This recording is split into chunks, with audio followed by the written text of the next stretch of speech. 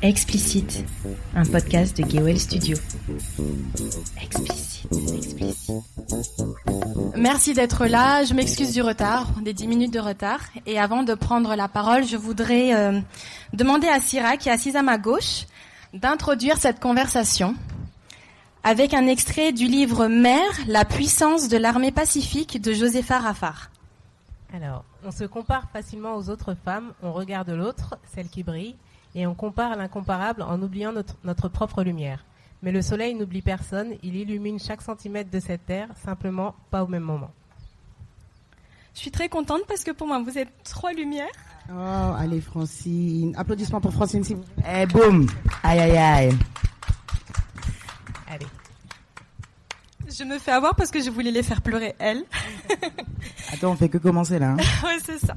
Donc vraiment, c'est une conversation libre aujourd'hui. Donc, Tétel, tu pleures pas. Il y a ma sœur aussi dans le public, donc c'est important pour nous. Donc c'est une conversation particulière parce que on voulait sortir des sentiers battus. L'idée en cette journée, c'est de pouvoir se donner la parole, se permettre de dire des choses. Et il y a peut-être un fil conducteur aujourd'hui, mais franchement, je pense qu'on va y aller comme on le sent.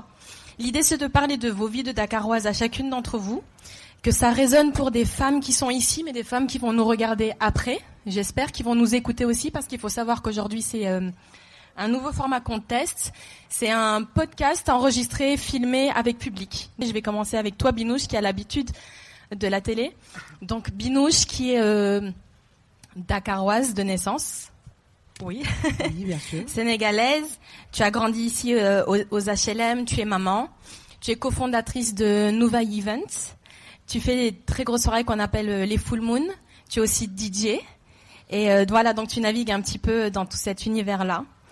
À côté de toi, nous avons Marem, qui est co-directrice chez Tram, où tu fais de l'événementiel. Mais toi, tu es dakaroise d'adoption parce que tu es arrivée il y a 3 ans. Et tu as grandi à Nîmes, et tu as fait tes armes en France, où tu travailles sur des festivals.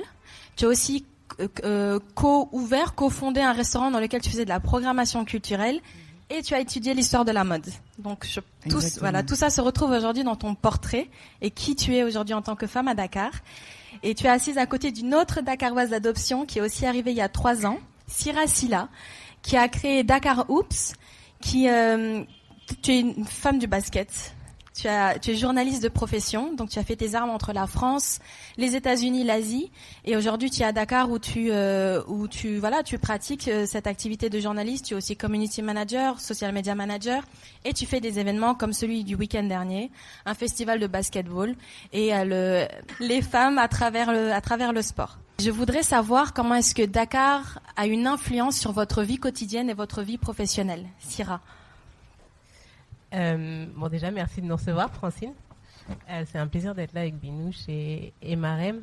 Comment Dakar influence ma vie sur le professionnel? Bon, étant dans le basket, dans l'événementiel, je me nourris vachement de tout ce qui se passe autour de moi, d'autres événements pour pouvoir, d'autres événements auxquels j'ai pu assister, participer en France notamment, aux États-Unis pour pouvoir reproduire. Mais c'est pas une question de reproduire, c'est plus une question d'amener et d'adapter avec le contexte. Dakar, pour moi, c'est une ville qui vibre vachement, qui est hyper... Moi, j'ai passé mes dernières années à Paris, et du coup, je compare un peu les deux. Paris Dakar avec la mer, du coup. Et pour moi, Dakar, c'est une ville qui bouge beaucoup, beaucoup de bouchons, beaucoup de bruit, mais du coup, tu peux faire beaucoup de choses. Grâce à tout ça, en fait, tu peux faire beaucoup de choses. Et je me nourris de ça un peu pour les événements que je crée basket notamment, parce que c'est des événements où j'essaye de... Du coup, c'est des événements basket, mais l'idée, c'est vraiment de fédérer toute une communauté, et pas que des pratiquants, aussi des gens qui viennent juste pour kiffer la vibe qu'il y a autour de ces événements-là. Et ça inclut le son, ça inclut tout le côté artistique, puisque les basketteurs sont très... et les basketteurs sénégalais encore plus, je pense, très dans le style, dans le mativu, dans le show, etc. Donc c'est ça, c'est l'idée, c'est vraiment de fédérer toute une communauté, mais pas forcément que des pratiquants, également des gens qui viennent juste pour graviter autour. Et voilà. Et Dakar, pour moi, ça m'inspire tout ça. Après, juste pour la correction entre guillemets, donc je suis Dakar d'adoption, mais je me considère comme du Fouta. Et du coup, je me sens beaucoup plus Foutanké, comme on dit, que Dakaroise. Et pour moi, Dakar, c'est un passage. Je me vois pas finir à Dakar. Pour moi, c'est un passage comme Paris, ça l'a été dans ma vie. Je sais qu'il y aura une suite après Dakar, j'espère. Et voilà, mais c'est un passage que j'apprécie énormément et qui m'inspire vraiment dans tout ce que je fais au quotidien, du coup. Tu disais tout à l'heure que Dakar est une ville d'énergie. Et très souvent, on a même du mal peut-être à comprendre toutes les énergies que Dakar nous envoie. Parfois, on va être très stressé. Parfois, on va se dire c'est la meilleure ville de la Terre. Dakar influence le monde pour moi. Toi, Binouche, qui a grandi à Dakar, comment est-ce que cette ville a une résonance dans ton quotidien ? Alors, elle a une résonance dans mon quotidien parce que déjà, c'est une ville où je suis née. C'est une ville où j'ai grandi. C'est une ville qui m'a énormément appris. Et pour moi, je ne peux pas vivre autre part qu'à Dakar. J'ai grandi avec sa culture, avec sa musique, avec ses artistes. J'ai beaucoup voyagé, donc ça m'a permis d'avoir une vue sur l'extérieur. Mais pour moi, Dakar a un potentiel énorme et il me fallait à un moment redonner à Dakar tout ce qu'elle m'a donné, quoi. Ouais. Tout ce que la ville de Dakar m'a donné, c'est très important. D'où le travail que je fais aujourd'hui, où j'essaye de donner à Dakar ce peps-là. De put Dakar on the map. Je vais encore répéter cette phrase parce que c'est très important pour moi qu'on reconnaisse Dakar de par sa culture, sa créativité et par son énergie, quoi. Parce que tu mixes maintenant depuis 1 ou 2 ans. Oui, cette année je vais fêter 10 ans d'événementiel.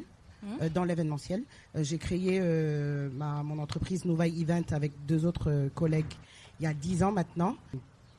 C'est une sorte d'hommage que je fais à Dakar en lui rendant en fait tout ce qu'elle m'a apporté. Parce que quand tu mixes et quand on te voit mixer, tu représentes nous ce qu'on est aujourd'hui, c'est-à-dire que tu es une ambassadrice de la culture aujourd'hui, de ce monde, tu n'aimes pas ce terme, mais ce monde de la nuit quand même, oui. Qui est pas, il faut pas le voir comme quelque chose de négatif.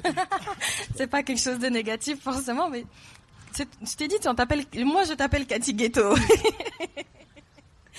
Tu es DJ et tu organises des soirées qui commencent à minuit. Excusez-moi si c'est pas la nuit, c'est quand? C'est la nightlife. Ça alors, passe en mieux. anglais, ça passe mieux en anglais. Non, oui, depuis 1 an, je suis DJ. Donc, pour revenir à ce que je disais tout à l'heure, j'ai organisé des événements pendant très longtemps. Et à un moment, en fait, ça commençait à être une espèce de routine parce qu'on s'était vraiment installé dans la culture nightlife dakaroise. Et je n'arrivais plus cet échange-là avec ce que je faisais. Et donc, il m'a fallu, au fait, level up et passer derrière. J'étais devant les platines en train d'organiser, d'installer, de gérer. Et maintenant, je suis passée derrière et je parle au public. Et c'est un autre langage et j'adore la musique. Donc, c'était le bon équilibre et la bonne continuité de tout ce que je faisais déjà.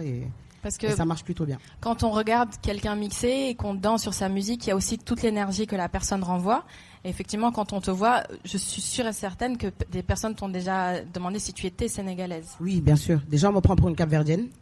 Parce que je suis souvent avec des Cap-Verdiens. Je suis très ancrée dans la culture cap-verdienne de par tes fréquentations et ta fréquentations famille. Et tout ça, exactement. Et oui, et à travers ma musique, et à travers ce métier-là, justement, j'essaie de toujours mettre la musique sénégalaise en avant et de toujours me revendiquer en tant que sénégalaise. Donc, je corrige tout le temps. Je vois qu'on me prend pour, je sais pas moi, une antillaise, surtout dans la rue ici, quand on me voit mon style et tout ça. Oui, tu es capverdienne? Non, je suis sénégalaise, dakaroise. Je leur parle en wolof très profond pour qu'ils comprennent que, voilà, on peut être dakaroise, femme, et avoir un style et avoir un autre style que celui qu'on attend d'une femme sénégalaise. Exactement. Et avoir le courage surtout d'être DJ parce qu'il y en a pas beaucoup. Effectivement, c'est une des choses qui m'a motivée parce que je me suis dit c'était un milieu qui est tellement masculin, beaucoup de DJ hommes, et je voulais leur montrer qu'il y avait des femmes qui étaient là, qui avaient une bonne culture musicale et qui pouvaient faire bouger les gens et leur faire passer surtout un bon moment. Parce que je sais ce que c'est d'avoir une semaine compliquée, tout ça, et que le week-end, des fois, on a envie de juste s'évader un tout petit peu. Est-ce que c'est difficile pour toi d'être sénégalaise, foncièrement sénégalaise, et de ne pas avoir le style qu'on attend d'une femme sénégalaise, sans offense aucune? C'est que, comme tu dis, on te prend pour tout pour une sénégalaise. Mais pourquoi? parce qu'on regarde comment tu es habillé, on regarde comment tu te comportes, comment tu es à l'aise, parce que tu es DJ. Comment est-ce que toi, tu le vis au quotidien ? Alors, quand tu dis ça, Francine, ça me rappelle les gens de mon quartier, mes voisins. Ils doivent me prendre pour un ovni, hein, parce que je sors chaque jour, je peux sortir avec un style différent. Un jour, je suis en short, le lendemain, je suis avec un chapeau, le lendemain, ils me voient avec des paillettes, et la journée, ils me voient avec djellaba et robe de... Ils doivent se dire, mais on comprend pas, en fait. Mais justement, je trouve que c'est pas difficile du tout. Il y a des gens qui le comprennent, et les personnes qui ne le comprennent pas, j'essaie de leur expliquer. Par exemple, juste une anecdote. Hier, je suis allée voir le médecin, et la secrétaire qui me reçoit me voit avec un short et un t-shirt. Moi, le short, il fait chaud. J'aime pas avoir des choses qui me collent sur la peau. Donc je suis souvent en short.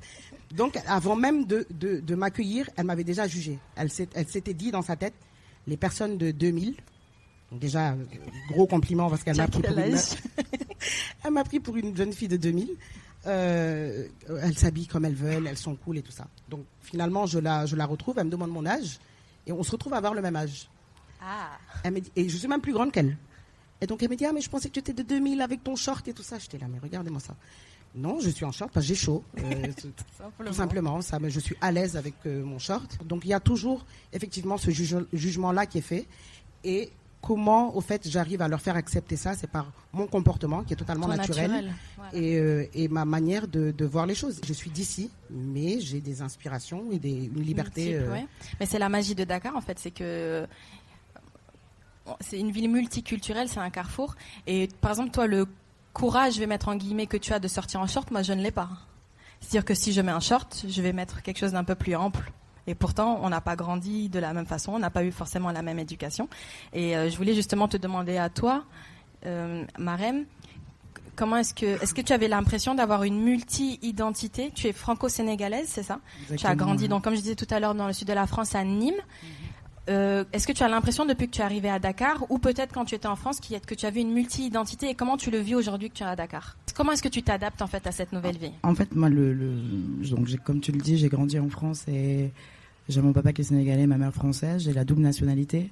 Ça fait 3 ans que je suis là et mes habitudes ont déjà changé, je dirais. Quand je venais en vacances, j'avais ce comportement de vacancière européenne qui vient voir la famille en vacances. Du coup, j'avais pas du tout de principe d'habit ou quoi que ce soit. Maintenant, c'est vrai qu'en vivant à Dakar aujourd'hui, je ressens les choses différemment. Moi, par exemple, sur le vendredi, c'est très difficile pour moi de sortir avec quelque chose de court, par exemple. Le vendredi, pour précision, c'est le jour de la prière musulmane au Sénégal. Et donc, comme tu dis, on fait attention, je nous inclus, par respect, on fait attention à pas mettre le short que mettrait Binouche. Je dis pas que tu le mets le vendredi. Non, mais ça, c'est que la nuit, Je les mets tous les jours. Ça, là-bas. Oui. Donc, oui, c'est vrai que mes habitudes ont changé, on va dire. Ou en tout cas, ça fait partie du quotidien. C'est pas quelque chose que, au début, peut-être, tu t'efforces de, mais après, il y a des codes que tu captes. Et je pense que, vis-à-vis de la famille, de la position, il y a des choses que, naturellement, tu n'as plus envie de faire. Oui, c'est par respect, et puis surtout pour pas offenser, pour pas choquer. Et, on peut, je dis parfois aussi pour provoquer, parce que j'ai la provoque facile, je pense un peu comme chacune de nous, je dis, je me suis fait avoir. Genre maintenant je réfléchis. Ok, si je mets ça, est-ce que ça peut choquer ? Est-ce que ça peut offenser ? Où est-ce que je vais ? Et peut-être que sur le trajet, je vais me couvrir un peu plus. Mais une fois arrivé à destination, par exemple, aux soirées de Binouche, je vais le vivre différemment. Et du coup, est-ce que tu nous expliques, Marem, cette espèce de décalage qui s'est fait du coup facilement, que tu mets dans ton quotidien de façon facile. Toi, Syrah, qui a aussi grandi à Paris, est-ce que tu as l'impression que la Syrah de France est différente de la Syrah du Sénégal ? Je dis plus Dakar puisque une citoyenne du monde. Je dirais que la Syrah de Dakar est un prolongement de la Syrah de France, avec toute l'adaptation et, comme le disait Marem, avec l'adoption des codes qui sont liés à Dakar, au Sénégal. Et moi, du coup, comme je suis très famille ici aussi, à ma famille. Donc quand je vais dans ma famille, etc., il y a des tenues que je mets, des pantalons, je les mets pas quand je vais voir en famille. Et le changement, je dirais que la Syrah jeune en France est complètement différente que la Syrah adulte, jeune fille. Et à chaque fois, je le dis et j'insiste dessus. Je pense que c'est le sport qui m'a aidé qui m'a accompagné dans mon évolution. Moi, quand j'étais jeune, quand j'étais enfant, j'étais hyper timide. Enfin, j'étais hyper réservée. On n'avait pas le droit de me parler parce qu'il fallait pas que les gens me regardent, etc. Ça va, là Vous ne Ça la va regardez mieux. pas, s'il vous plaît. Mais le sport m'a permis de trouver un espace dans lequel je me sentais tout à fait à l'aise et complètement confiante. Et du coup, dans lequel je faisais pas attention au regard des gens, à ce que les gens en pensaient. J'étais tellement confiante, le sport et le basket en particulier, j'étais tellement confiante, j'avais tellement confiance en moi et j'ai tellement confiance en moi quand je suis sur un terrain ou même quand je parle de basket qu'on peut me dire, qu'on peut me critiquer ou quoi que ce soit, ça passera par là et ça sortira de l'autre oreille. Et c'est quelque chose qui a influé sur ma vie au quotidien. Parce que du coup, je suis devenue plus confiante, plus sociable. Ça a été plus facile pour moi d'aller vers les gens, etc. Et surtout, je fais beaucoup moins attention au regard des gens, que ce soit sur le terrain ou en dehors du terrain. Du coup, j'insiste à chaque fois quand je dis que à chaque fois quand on entend on fait des interviews des sportifs de haut niveau et qui nous disent oui, le sport a changé ma vie. À chaque fois, on se dit bon, il exagère et tout. Et en fait, c'est quelque chose qui est vraiment, enfin, moi, la personne que je suis aujourd'hui, je sais que je ne serais pas cette personne si j'avais pas eu le sport pour mon évolution personnelle et puis aussi professionnelle, parce que moi, j'ai fait des études de maths et sans le basket, je serais jamais devenue journaliste et potentiellement, je serais pas là à créer des événements, etc. Je serais peut-être dans un bureau enfermé de 8h à 19h et puis... à gagner beaucoup d'argent ou pas? À gagner beaucoup d'argent, beaucoup plus qu'aujourd'hui, mais à prendre moins de plaisir aussi. Donc, est-ce que l'argent fait le bonheur?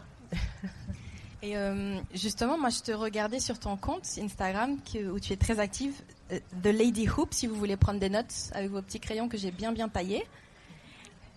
Et je te suis depuis un moment, je ne t'avais jamais rencontré. Et très récemment, je t'ai vu voyager avec ta fille de plus en plus. Et j'ai trouvé ça trop cool. Et je me suis dit... Tu m'as donné envie, en fait, pas d'avoir un enfant, hein. Mais je me suis dit, si demain, moi, j'ai un enfant, je veux être comme elle. Et je la connaissais pas. J'ai dit, moi, je veux être comme elle parce que elle l'a sur le dos, elle l'a dans les bras, et elle travaille, et elle voyage. Et je me dis, mais en fait, c'est possible. En fait, comment on fait pour composer quand on a un enfant? Parce que très souvent, on se met des freins. On se dit, bon, pour ma carrière, peut-être qu'il faut pas que j'en ai, ou je vais en avoir très tôt et je vais les enchaîner comme ça, ensuite je reprends.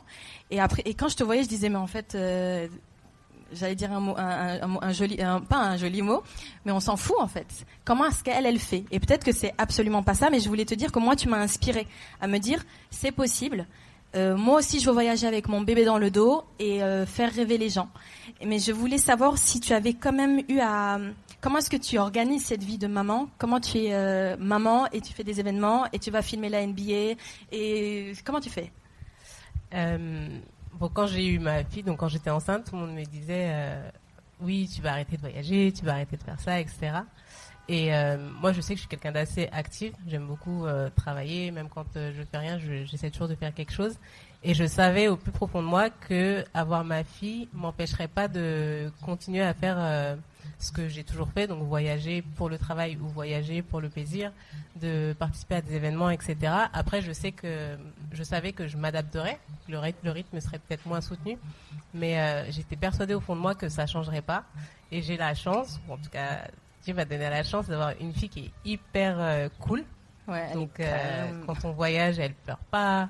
Bon, maintenant, elle a l'habitude de voyager, donc il n'y a aucun souci. Quand on est dans les événements, etc., elle est hyper... elle comprend maintenant. Elle comprend, elle me suit, et je l'emmène depuis qu'on est petite. Et je pense que ça a été vraiment facile. Je sais, ma sœur a des enfants, je l'ai vu voyager avec ses filles, et c'était pas faisable. Et pour moi, ça a été hyper facile. Et après, je me dis, c'est peut-être la façon dont je fais les choses qui a rendu aussi les choses, le truc plus facile. faut pas se laisser manger en fait. Faut aussi imposer sa façon. Est-ce que tu aurais pu tu es installée ici, mais est-ce que tu aurais pu vivre cette vie-là depuis Paris? Non, je pense pas. Il y a aussi ça. Moi, je suis tombée enceinte. J'étais encore sur Paris. Je suis venue m'installer au Sénégal. J'étais enceinte. Et je pense que la vie que j'ai aujourd'hui, j'aurais pas pu la vivre à Paris. Parce qu'aujourd'hui, il y a, tu sais, l'expression qui dit pour élever un enfant, faut un village. Oui. Et ben, ce village-là, ici, je l'ai. Et à Paris, je sais que je l'aurais pas eu. Même si j'ai ma mère qui est en France, j'ai des amis, etc. Le contexte à Paris fait que tout ce que je fais ici, donc ici, j'ai ma cousine qui vit avec moi, qui s'occupe de ma fille. J'ai plein de cousins, cousines qui sont à Dakar tous les week-ends, qui viennent squatter parce que c'est cool d'être chez moi, qui s'occupent de ma fille. Dès que je vais au village, je vais au village, je la vois pas, ma fille. Elle est avec ses cousins, cousines, etc. Et tout le support système qu'on a ici quand on est mère, quand on est femme, quand on est être, je sais à 100%, je suis persuadée que je l'aurais pas eu à Paris. Donc c'est aussi une chance c'est aussi quelque chose qui fait que ma vie de maman a été facilitée. Ouais. Je pense qu'à Paris vraiment ça aurait été différent. Et il y a autre chose sur lequel qui aurait pas été possible à Paris, en tout cas qui l'est ici, qui aurait pas forcément été le cas. C'est pas parce qu'on est au Sénégal, mais en tout cas, je sais que j'ai un patron très conciliant, qui est musulman, du coup, qui croit beaucoup en la famille, au fait que la femme, l'importance de la famille dans l'éducation. Voilà, dans l'éducation. Et du coup, quand j'avais des déplacements professionnels à faire et que je disais, moi j'emmène ma fille, et il y avait aucun souci. Il y a jamais eu aucun souci. Pour lui, c'était logique. C'était logique. Ah oui. Et c'est quelque chose qu'en France, je suis allée au Rwanda pendant 2 semaines avec ma fille. On allait aux réunions avec ma fille, ça l'a pas dérangé. Et c'est quelque chose en France. Tu penses que ça aurait pas été possible? En France, déjà, quand t'es enceinte, t'as un problème. Donc. Écoute, on va envoyer nos CV à ton patron. Tu disais que ce village-là, c'est important et que c'est vrai que très souvent, en tout cas, non, pas très souvent, j'exagère. C'est mon côté dramatique, mais on peut entendre ici parfois tout le monde se mêle de ma vie, tout le monde me dit quoi faire, pourquoi ma tante elle me dit ci, mon oncle il me dit ça. Mais il y a un côté qui est aussi positif, c'est que c'est des gens qui ont un vécu, qui ont une expérience et que je pense que tout n'est pas à jeter de ces personnes-là. Et effectivement, je pense que nos chances d'avoir, quand on a grandi ici, c'est d'avoir cette plus-value-là, ce village qui nous a élevés. Par exemple, je vous disais, ma sœur est dans le public avec vous. J'ai été élevée par elle, mais par tout un village aussi. Donc elle, c'est ma référente, mais j'en ai aussi d'autres. Et je sais qu'on n'est jamais tout seul. Et ça, c'est important dans la partie communauté. Et surtout, en tant que femme, c'est qu'on peut appeler une tata, on peut appeler la badienne, on peut appeler sa grand-mère, on peut appeler les cousines. Et il y a souvent même des comités, là, on vous convoque et tout le monde a quelque chose à dire. Et il n'y a pas tout à jeter. Je trouve que c'est important. Et tu parlais aussi d'être maman. Binouche. Je disais, tu es Binouche de la Full Moon, DJ Binouche, Binouche maman de ton garçon. On fait comment? Comment ça se passe? Alors, comment ça se passe? Comme j'ai la chance justement de travailler principalement les week-ends, même si maintenant en tant que DJ, il m'arrive de travailler pour des... internationales. Voilà, pour des entreprises ou pour des ambassades et tout ça en semaine. Ça reste quand même à des heures correctes. Mais donc, j'ai la chance de rester toute la semaine avec mon fils. Et c'est très important pour moi d'être femme et maman pendant la semaine. Donc, du lundi au vendredi. Alors, du lundi au vendredi, je suis maman Binouche. Et à partir du vendredi, je suis Binouche tout court jusqu'au dimanche. Et mon fils, il l'a compris ça. Donc il sait que le vendredi jusqu'au dimanche je travaille et je lui explique, je lui dis mais il y a beaucoup de mamans, elles sont là tous les jours, le lundi matin elles vont au travail, elles rentrent à 18-19 heures et le soir elles vont se coucher tôt, le lendemain pareil. Toi tu as la chance d'avoir une maman qui est là avec toi toute la semaine, qui t'accompagne, qui a le temps de vraiment passer du temps avec toi, jouer, faire les exercices et tout ça. Et le week-end je travaille. C'est le moment où je travaille. Ouais. Il l'a totalement assimilé. Mon mari fait aussi le même boulot. Donc, c'est quelque chose qu'il a assimilé. Il sait que c'est ce travail-là qui me permet de payer les jouets, de payer la Nintendo Switch, de payer ceci et cela. Et donc, c'est du donnant-donnant. On se comprend très bien. C'est ton fils qui gère tes bookings, en fait. Oui, carrément. Pas sûr d'avoir les cadeaux. Du coup, c'est marrant, vous êtes... moi, j'aime bien ces 2 mamans hyper actives. En fait, je pense que les enfants s'adaptent au style. Ce qu'on est, en fait. On transmet ce qu'on est. Coup, très très tôt, il faut leur dire, quoi. Oui. Il faut les habituer très... Non, moi je prends des notes, hein. Je retiens, on sait jamais. Non, j'aime bien parce que, comme je disais, vous êtes deux mamans hyper actives et puis deux femmes hyper actives. Et puis vous êtes aussi maman et j'entends pas ce discours de je dois faire un choix. Et du coup, moi, la prochaine question, c'est pour toi, Marem. C'est est-ce que tu as l'impression, et là, je vais sur un autre sujet peut-être un peu délicat pour certaines, c'est est-ce que toi, en tant que métisse ici, tu as l'impression que on n'attend pas de toi que tu sois maman? Ah. Très bonne question. Je pense que dans nos sociétés, on attend de toute façon d'une femme qu'elle ait des enfants, que ça soit ici ou ailleurs.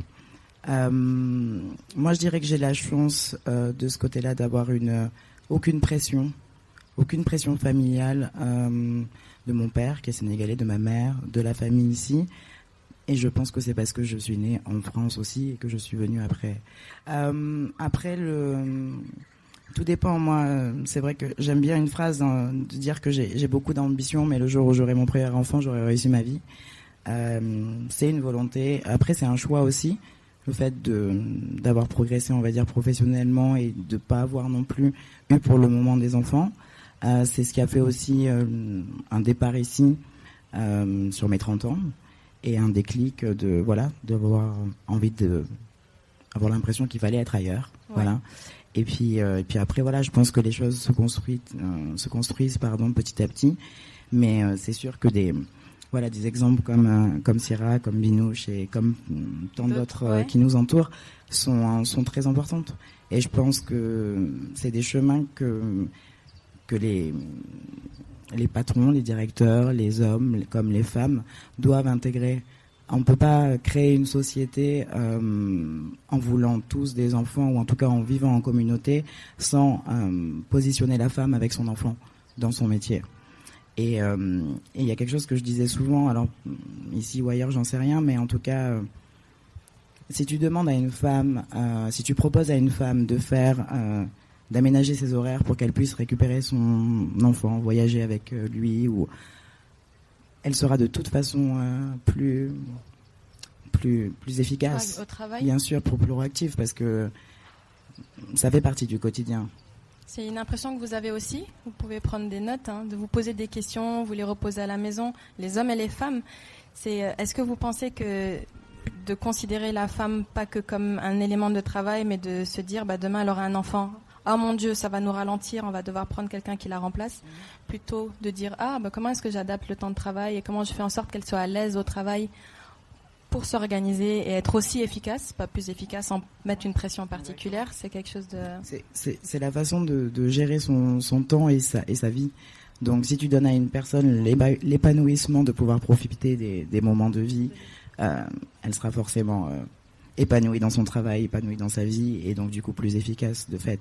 Je voudrais faire une petite pause lecture avec toi, Binouche. Je voudrais que tu nous lises un extrait d'une chanson d'une artiste américaine qui s'appelle Alicia Keys. Et le morceau s'appelle Brand New Me. Tu traduis après, Francine? Ok. Alors, c'est It took a long, long road to get here. It took a brave, brave girl to try.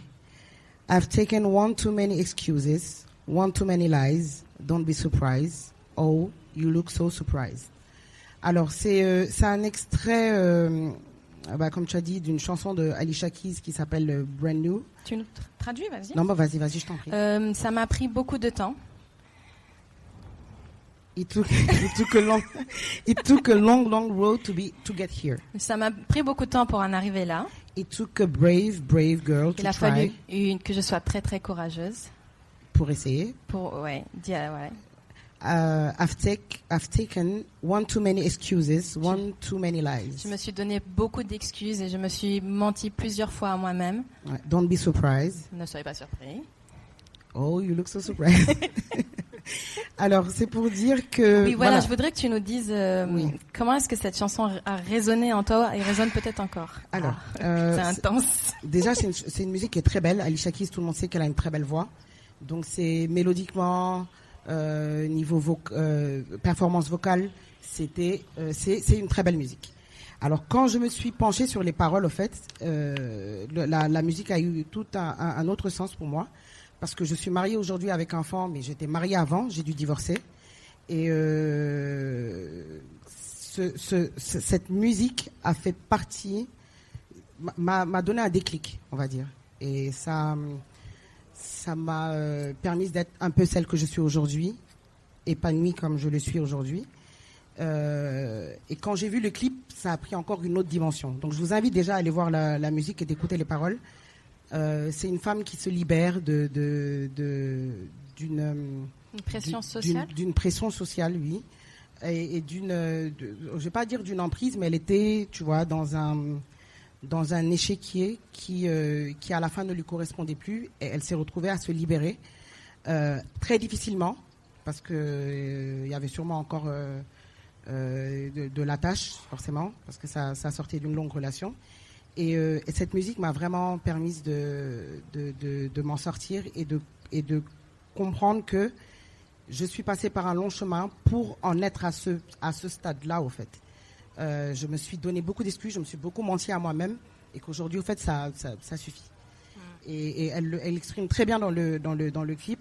Et c'est des fois tellement cliché de dire oui, on se voit à travers une musique et tout ça. Mais cette musique a totalement résumé ce que toi tu vivais à ce moment-là, et tu t'es dit, mais en fait, oui, je vis dans cette carapace-là, dans cette couverture, et peut-être comme un oignon en fait. Peut-être que c'est le temps d'enlever cette pelure d'oignon-là et de voir ce qu'il y a en dessous. Mais c'est jamais évident déjà de dire là sur scène en plein Dakar que tu as divorcé. Bon, ouais, je sais pas si moi j'aurais dit quoi. Ça arrive, ouais. Parfois tu trébuches, tu tombes. Voilà, il faut le vivre un peu comme ça aussi.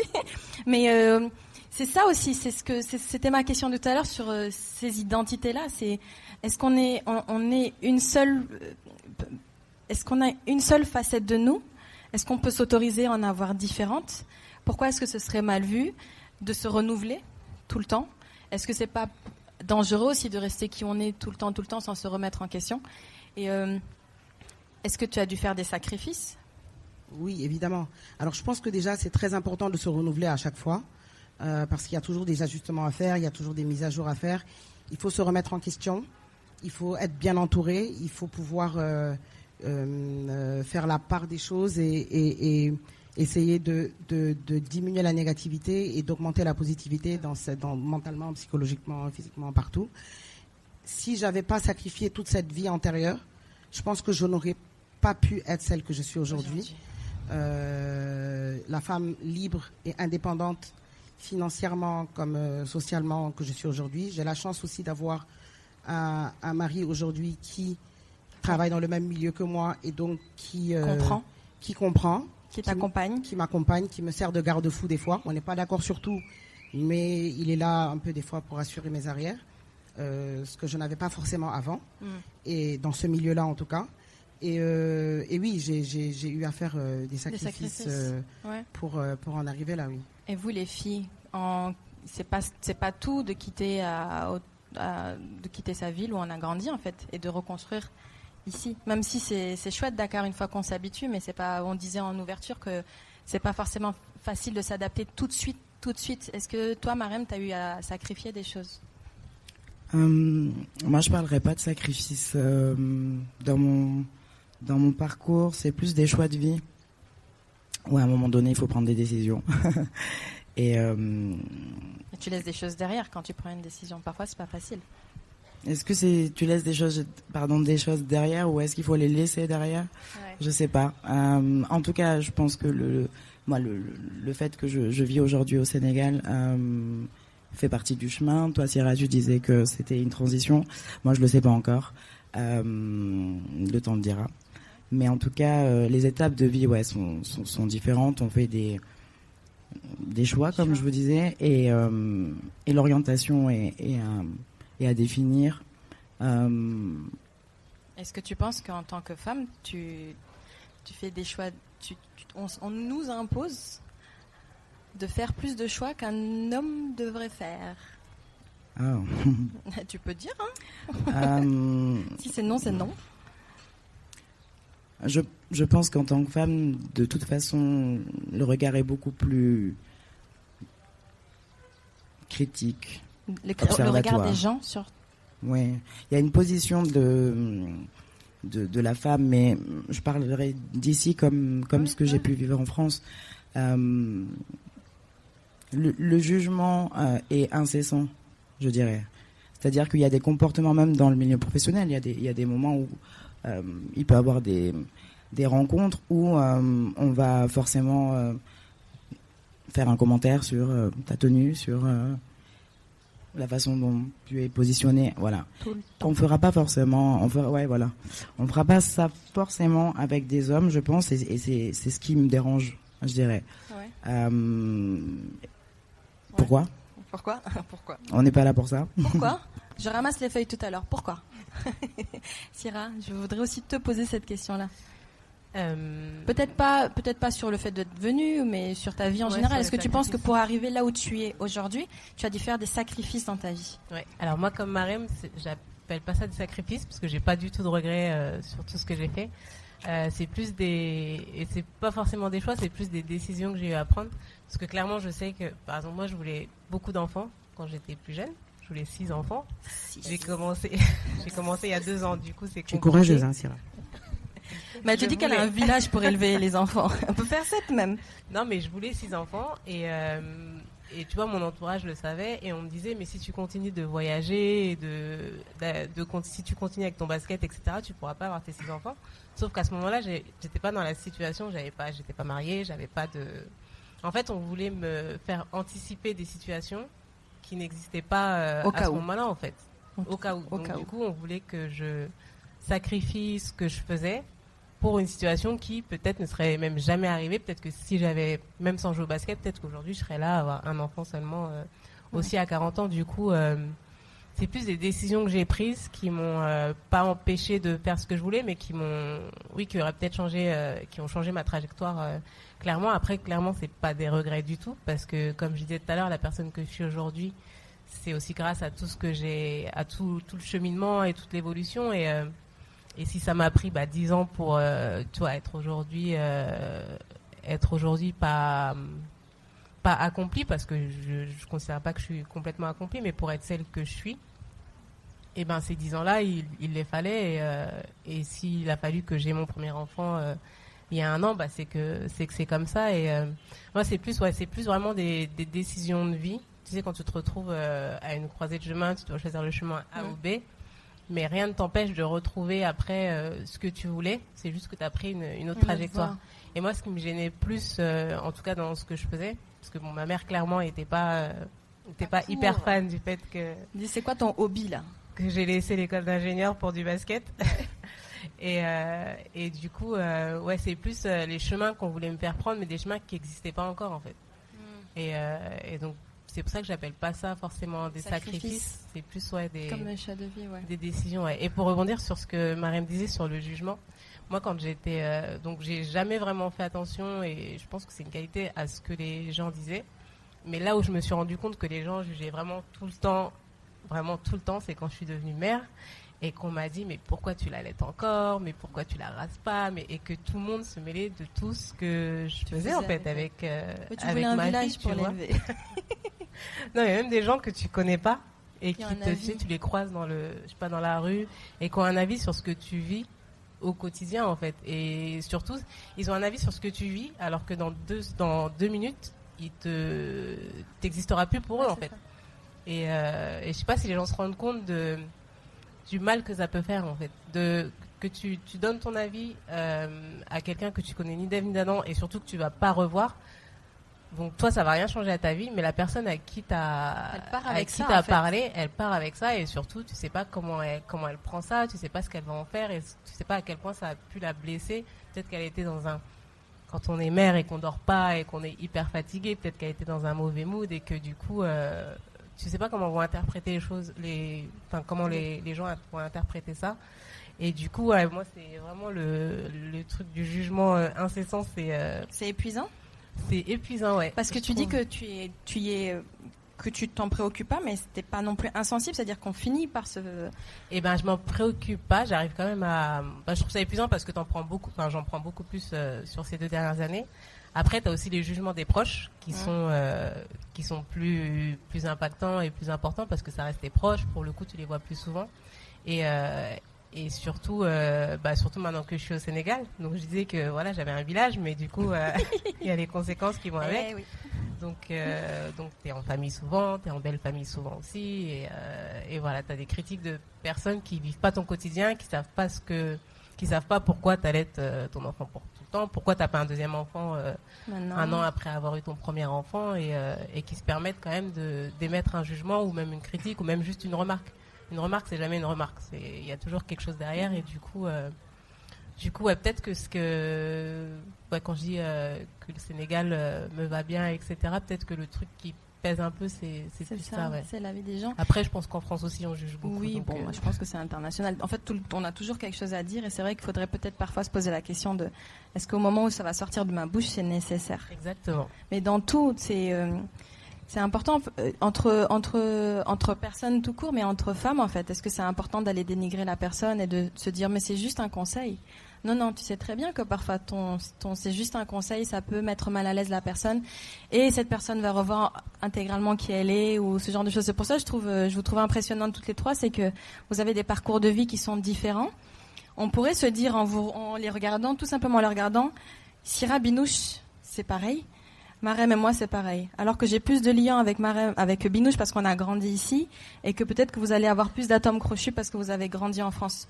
Donc finalement, on sait jamais vraiment qui est en face de nous, et c'est hyper cool. Et tu disais plein de trucs intéressants. Je voulais pas te couper.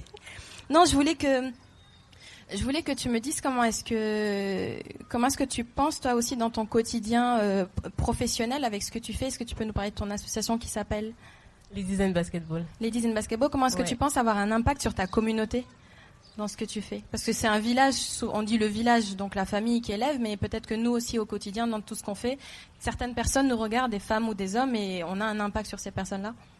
Ouais. Donc Ladies in Basketball, c'est une asso que j'ai créée en France. Et l'idée, c'était de réunir 15 jeunes filles, de faire pas de quantité, mais plutôt de la qualité, et de réunir 15 jeunes filles et de les accompagner sur toute l'année. Donc, leur point commun, c'est qu'elles jouent au basket. Et l'idée, c'était de l'accompagner donc, sur leur pratique du basket, mais aussi les accompagner sur leur prise de conscience, de leur ouvrir le champ des possibles. Donc, la particularité, donc leur point commun, c'était qu'elles faisaient du basket, mais aussi elles viennent de quartiers qui sont dits quartiers prioritaires, zones prioritaires à Paris. Et en gros, c'est les zones les plus populaires. Donc l'idée, c'était vraiment qu'elles puissent avoir accès à ce dont tout le monde a accès, sauf elles. Parce que les parents n'ont pas le temps de les emmener dans des musées ou faire certaines activités. Parce qu'avec l'école, quand on est dans une école du 19e arrondissement, tu ne fais pas la même chose qu'une école du 15e arrondissement, qui est un peu plus huppé. Et du coup, le but avec l'asso, c'était vraiment de les aider à prendre confiance en elles, de travailler sur l'estime de soi, de travailler vraiment sur le développement personnel. Et ça vient de ce que moi j'ai vécu en fait. Quand je dis que le sport m'a aidé à m'affirmer, à prendre position sur plein de choses, à prendre conscience de plein de choses, et ben je me dis que si ça m'a aidé moi, ça aidera forcément d'autres jeunes filles. Et j'ai des filles qui sont venues me voir, qui m'ont dit, la dernière fois, je parlais avec une jeune fille qui était en école de journalisme, et elle me dit moi j'ai voulu être journaliste parce que je t'ai vu. Et moi, quand j'étais plus jeune, je n'avais jamais vu de journaliste noir. Donc à aucun moment je me disais je serais journaliste noir, parce qu'en fait moi j'estime que s'il y a un truc que tu vois pas, que tu te représentes pas, tu peux pas l'envisager pour toi. Et du coup, moi, j'ai jamais envisagé être journaliste parce que j'avais jamais vu de femme noire journaliste. Donc pour moi, ça existait pas, tu vois. Et je le suis devenue parce que le travail, parce que les compétences, etc. Et du coup, ce que je veux, c'est que une jeune fille noire qui grandit en France dans le 18e arrondissement, elle puisse, quand tu lui demandes ce qu'elle veut faire et c'est quoi son rêve, qu'elle puisse dire moi je veux être la plus grande journaliste, femme journaliste sportive, tu vois. Et l'idée, voilà, c'est ça. Et là je parle de journalisme, mais vraiment on organise des rencontres avec des femmes qui ont différents, tu vois, j'aurais kiffé leur faire rencontrer une binouche ou une marraine pour qu'elles puissent se dire, moi je serai DJ, parce que je pense qu'aujourd'hui, il y a très peu de jeunes filles qui se disent je vais être DJ. Parce que je pense qu'on leur permet pas, en fait, voilà, ça, on ne permet pas de rêver parce qu'on ne donne pas l'opportunité de l'imaginer pour toi, en fait. Et ça, c'est le but de l'association, c'est vraiment de... C'est top, c'est trop bien. Après, je peux aussi entendre les parents qui disent « T'es sûr tu veux pas faire ingénieur, mais DJ, tu vas faire comment ?» Tu vois, ça, je peux l'entendre, mais c'est bien de faire rêver. Et peut-être que vous pourriez noter les personnes qui vous ont inspiré quand vous étiez plus jeune ou qui vous inspirent encore sur les petites notes que je vous ai données. Et voir qui vous inspirait plus jeune et aujourd'hui, qu'est-ce que vous faites. Binouche, toi, tu as déjà des gens qui t'ont dit « Je t'ai vu mixer, je veux mixer ?» Oui, plusieurs fois. Non, mais tu es quelqu'un. Hein. Plusieurs fois, ouais. Plusieurs fois. J'ai une fille, elle habite à Rufisque. Donc, elle est jeune, donc des fois, elle sort rarement. Mais à chaque fois qu'elle sort à mes événements, elle est venue 1-2 fois me voir avant que je connaisse vraiment son nom et qu'elle vienne vraiment se présenter à moi. Et elle me disait, mais tu es DJ? Et je lui dis, oui. Elle me dit, mais c'est toi qui appuies sur les touches et tout ça. J'ai dit, mais tu vois pas, je suis en train d'appuyer sur les touches. Tu n'as pas mis play. Elle me dit, mais ça dérange personne. Genre, ta famille, tout le monde. Ça. Et elle posait énormément de questions. À un moment, ça m'a un peu agacée. Mais je me disais que c'est parce que elle est dans un milieu social où être DJ, déjà, c'est des hommes qui le font. C'est pas des femmes, donc c'était surréaliste déjà de me voir moi en tant que femme. Elle m'a dit oui, j'ai toujours aimé faire être DJ et tout ça. J'ai dit mais tu devrais essayer, hein, si tu as le sens de la mesure et que tu aimes la musique, ça devrait être simple. Et oui, non, j'ai eu plusieurs fois des jeunes filles qui sont venues me voir en me disant oui, j'ai toujours voulu faire ça, mais je pense qu'elles n'ont pas osé parce que ça reste un milieu très masculin et donc elles se projettent pas forcément. Dans ce milieu-là, en tout cas au Sénégal, parce que on sait que en Europe et voilà. Mais même je pense que ça peut être pareil de l'autre côté, mais c'est vrai que c'est intéressant déjà qu'elle quitte Rufisque qu'on peut venir jusqu'à Dakar. C'est bien. Non, je trouve ça cool. Et est-ce que toi, Mariam, est-ce que tu vois, on parle de jeunes filles qui ont regardé ces dames-là faire et qui se disent peut-être que moi aussi je peux. Est-ce que c'était qui la petite Mariam et elle regardait qui? Elle avait envie de devenir qui? C'était qui son idole? Parce que moi, c'était Mélanie B des Spice Girls. À un moment, c'était Hélène d'Hélène et les garçons. Après, j'ai compris qu'il y avait un problème. J'aime pas que vous souffliez, madame. Chacun ses références, ok? Après, ça a été Mélanie B, ok, les Spice Girls. Après, ça a été Alicia Keys, ça a été Kélis. Donc, des personnes qui me ressemblaient. Mais j'en ai jamais eu conscience, en fait. Et toi, c'était qui? Ça peut être quelqu'un de ta famille aussi, hein? Ouais, je rigole avant de le dire. Je pense que ça va étonner beaucoup, mais moi, si je devais ressembler à quelqu'un quand j'étais adolescente et petite, c'était Michael Jackson. Bon.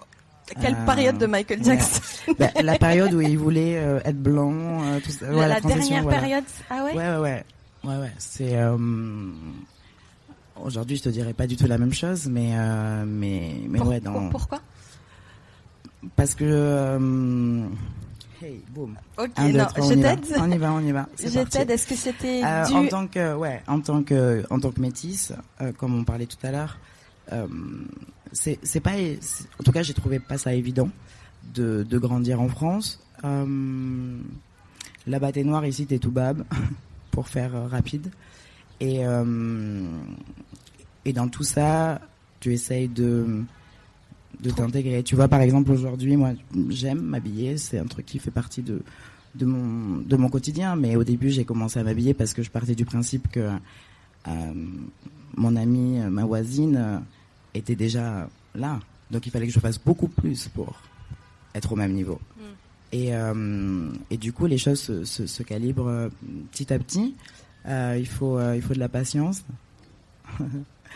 et puis on y arrive petit à petit, ouais. C'était en fait, tu t'identifiais à une personne qui elle-même avait eu des difficultés avec son identité corporelle, en fait. Donc tu nous dis, je traduis pour toi, que ça n'a pas été évident de grandir en tant que métisse dans la ville dans laquelle tu as grandi.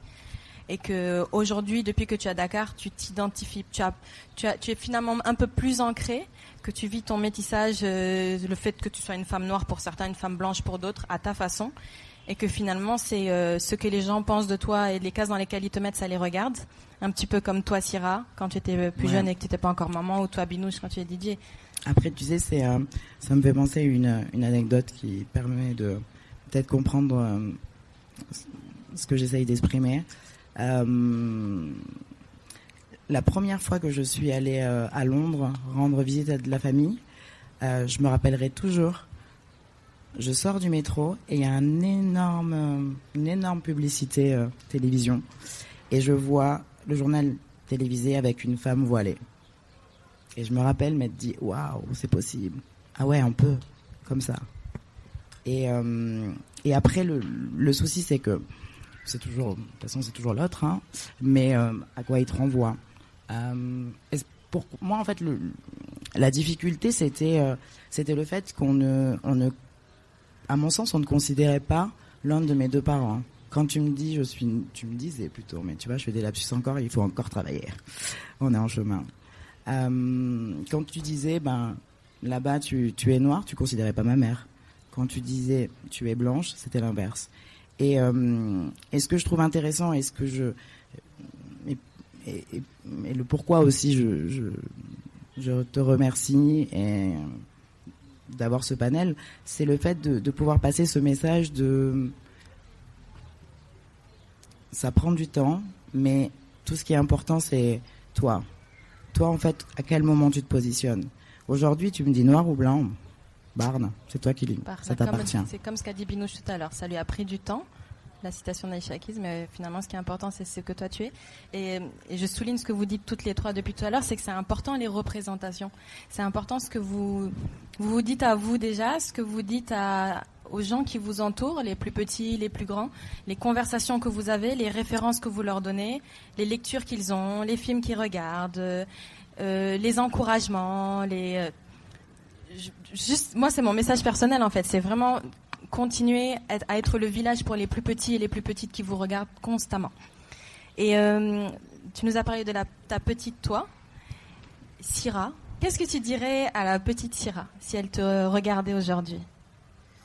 Est-ce que vous pourriez écrire sur votre petit carnet, votre petite note, ce que vous diriez à votre petit vous? Je lui dirais un truc que Marème m'a dit tout à l'heure. Elle a dit ça va et ça ira mieux. Et ma petite moi, je lui dirais que tout passe, même quand c'est difficile. Et surtout, je lui dirais qu'il y a une place pour tout le monde. Parce que vraiment, quand j'étais plus jeune, je pensais vraiment qu'il n'y avait pas de monde pour les gens timides, tu vois. Qu'on allait nous dépasser, qu'on allait nous mettre sur une autre planète ou quoi. Et vraiment, ouais, je dirais ça, qu'il y a de la place pour tout le monde, et que tout passe. Tout passe, c'est beau. C'est joli, tu vois. Je suis sûre qu'elle avait prévu autre chose et puis tu l'as inspiré encore autre chose. Non, mais tout à l'heure, on a parlé et ça m'a... Ça t'a parlé aussi, c'est bien. Binouche, tu voudrais dire quelque chose à ta petite toi? Est-ce que ta petite toi serait fière de toi? Oui, totalement. Parce que je pense qu'elle a fait un long chemin. Je lui dirais sûrement de plus penser à elle, d'être moins altruiste. Parce que je pense que beaucoup d'altruisme... a fait que le chemin a été beaucoup plus long et beaucoup plus difficile. D'accepter les choix qu'elle a eu à faire et voilà, juste d'accepter que la vie est un cycle. Il y a des mauvaises périodes et il y a des périodes plus heureuses. Et voilà, d'accepter sa différence, son originalité, parce que je pense que ça, c'est quelque chose que j'ai vraiment réellement vécu dans ma famille. Je suis différente de mes sœurs et de ma famille en général, tout en gardant une souche très ancrée dans ce qu'on t'a inculqué. Exactement, musulmane et sénégalaise, et tout simplement d'accepter sa différence et de plus penser à soi-même, de plus s'écouter, parce que je me suis pas assez écoutée. J'aurais dû m'écouter beaucoup plus tôt. C'est important de faire confiance à son instinct. On l'efface souvent quand on grandit. Exactement. Et souvent, on se rend compte qu'en fait, on aurait dû s'écouter. On se dit très souvent, je savais. Avant de conclure, je voudrais, s'il te plaît, Marème, que tu me lises une phrase qui, toi, t'inspire. Et c'est une citation de Gabriel Garcia Marquez. Tu la connais par cœur? Ouais. Ça, c'est ma phrase. On ne se souviendra jamais de toi pour tes pensées secrètes. Personne ne se souviendra jamais de toi pour tes pensées secrètes. Qu'est-ce que ça veut bien pouvoir dire? Qu'est-ce que ça signifie pour toi? Déjà, je conseille à tous, j'ai été censurée, mais ça c'est normal. Mais le texte, le texte est trop long. Je vous explique, je demande à Marème de me lire. Non, je demande à Marème de me lire une citation. Elle me sort une double page comme ça.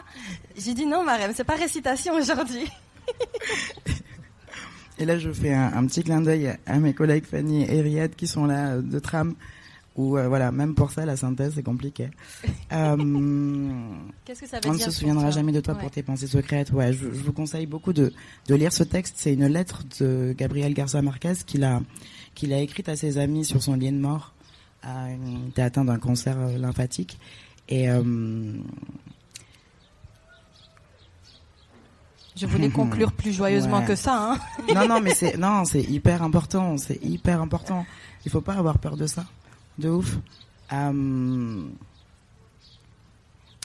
se souviendra jamais de toi pour tes pensées secrètes. Pour moi, ça résume aussi cette journée. Merci d'ailleurs Francine.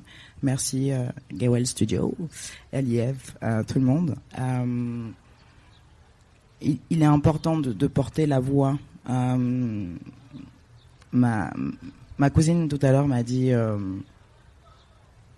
continuons, belle fête des droits de la femme, et continuons à porter tout ce que nos aînés, tout ce que nos ancêtres ont fait.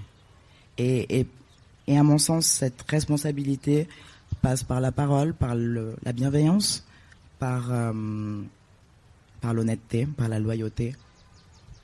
Et je vais m'arrêter là. Merci à vous. Merci, c'est intense. Et merci beaucoup en tout cas à tout le monde d'avoir été là aujourd'hui. Merci les filles, merci Syrah, merci Marème, merci Binouche, merci à toutes les personnes qui nous ont aidés à produire ça. Merci Alexine qui me regarde avec une petite ardoise. Il y a marqué 5 minutes. Vous étiez donc pour la première fois le public du podcast qui s'appelle Explicite. C'est une conversation où on se dit presque tout, de l'agence Gawel Studio, et ça a été un énorme plaisir, les filles, de vous avoir aujourd'hui. J'espère qu'on pourra renouveler l'expérience et que vous serez tout aussi nombreux la prochaine fois. J'espère aussi que ça a été hyper cool pour vous tous et toutes. Et je vous dis à bientôt. Binouche? Oui, j'aimerais finir en disant merci à toi, Francine. Parce que tu adores parler des autres et on parle pas assez de toi. Normal, je pleure. Oui. Mais voilà, on tient à te dire merci aussi pour la personne que tu es. Tu es une personne très sensible et très vraie, très passionnée. Et on est toujours très content de t'accompagner dans tes projets. Et continue comme ça, le meilleur est à venir. Et tu es une femme très brave, très courageuse, très drôle. Tu devrais faire du stand-up, on gagnerait beaucoup d'argent. Mais voilà, je tiens à te dire bravo aussi pour tous les projets que tu fais, que tu mets en œuvre, auxquels tu crois. Et on t'accompagnera toujours s'il le faut. Et puis voilà, bravo à elle aussi. Merci beaucoup. Bravo. À la prochaine. Applaudissez-vous, merci. Explicite, un podcast de Gawel Studio. Explicite.